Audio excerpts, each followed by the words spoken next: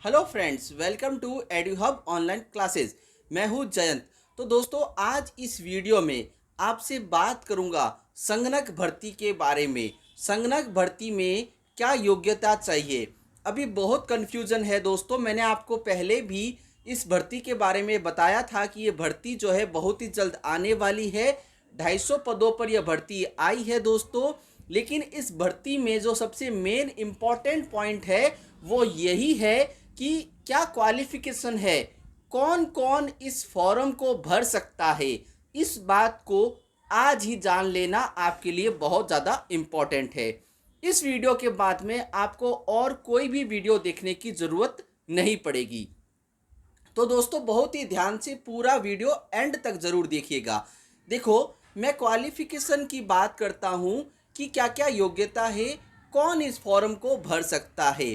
तो दोस्तों, अगर मैं सबसे पहले बोलूँ बीकॉम, यस, बीकॉम का कोई भी कैंडिडेट हो। मैं खुद बीकॉम, एमकॉम, एमबीए हूँ दोस्तों।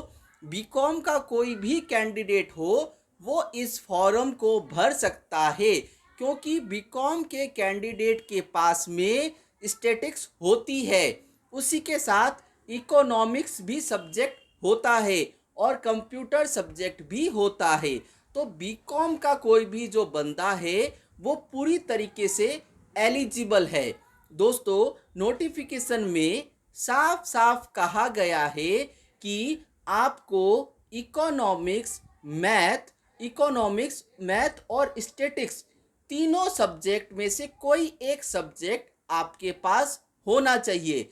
आप किसी एक सब्जेक्ट के अंदर ग्रेजुएशन होने चाहिए, तभी आप जो है फॉर्म को अप्लाई कर सकते हैं।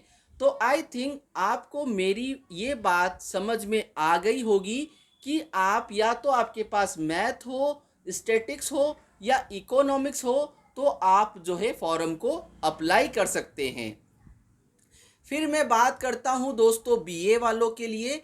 तो जो स्टूडेंट बीए के साथ में इकोनॉमिक्स ले रखी थी, जिसने बीए में इकोनॉमिक्स से कवर अप किया है, वो स्टूडेंट भी फॉर्म को भर सकते हैं। इस बात को भी आप याद रखें। क्लियर है? उसके बाद देखो, मैं आपको दोस्तों एक चीज़ और बता दूं। जो ट्वेल्थ के अंदर एक कॉमर्स का जो बच्चा होता है ट्वेल्थ में, उसके पास ऑप्शन होता है कि वो कंप्यूटर ले कि टाइप ले। तो अगर ट्वेल्थ में किसी के पास कंप्यूटर ले रखा था तो वो भी स्टूडेंट एलिजिबल है। ठीक है?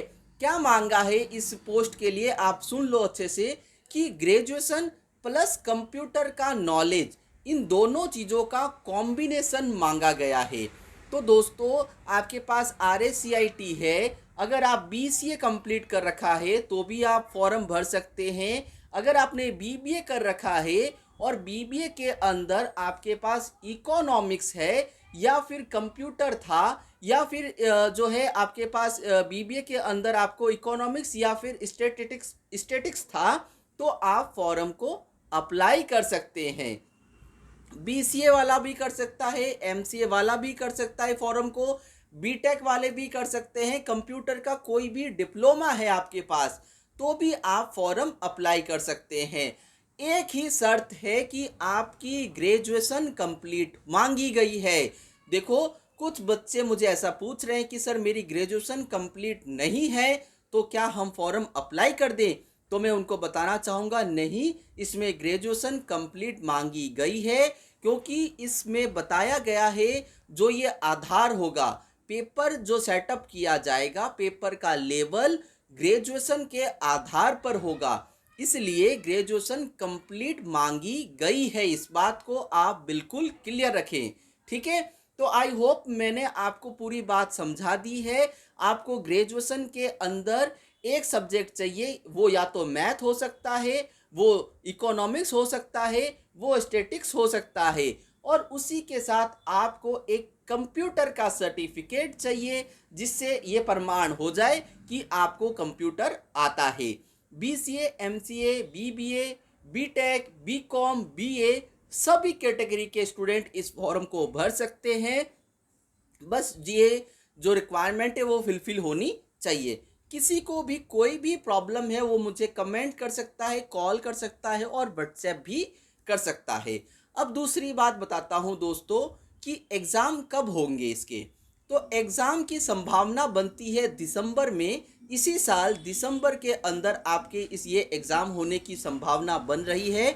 बहुत ही अच्छी अपॉर्चुनिटी है, बहुत अच्छी वैकेंसी है। आपको फॉर्म भरना चाहिए और इसके लिए आपको प्रैक्टिस करनी चाहिए। अगर मैं इसके अंदर आपके एग्ज़ाम पैटर्न की बात करूं तो बहुत ही ध्यान से सुनना। इकोनॉमिक्स, स्टैटिक्स और मैथ से 70 क्वेश्चन आएंगे और 70 मार्क्स के, और 30 क्वेश्चन आएंगे आपके किस में से, जीके में से 30 नंबर के।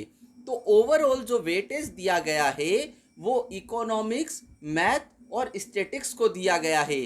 तो फ्रेंड्स, इसलिए इस बात को ध्यान रखना, जो भी फॉर्म भरे तो उसको स्टैटिक्स, मैथ और इकोनॉमिक्स का नॉलेज होना चाहिए। उसके ऊपर उसको स्टडी करनी है, तभी जाके आप इस एग्ज़ाम में सफल हो पाएंगे। अदरवाइज इस एग्ज़ाम को क्रैक करना डिफ़िकल्ट है। तो मैथ, इकोनॉमिक्स और जो आपकी स्टैटिक्स है वो स्ट्रांग होनी चाहिए, तभी आप जो है इस एग्ज़ाम को क्रैक कर सकते हैं।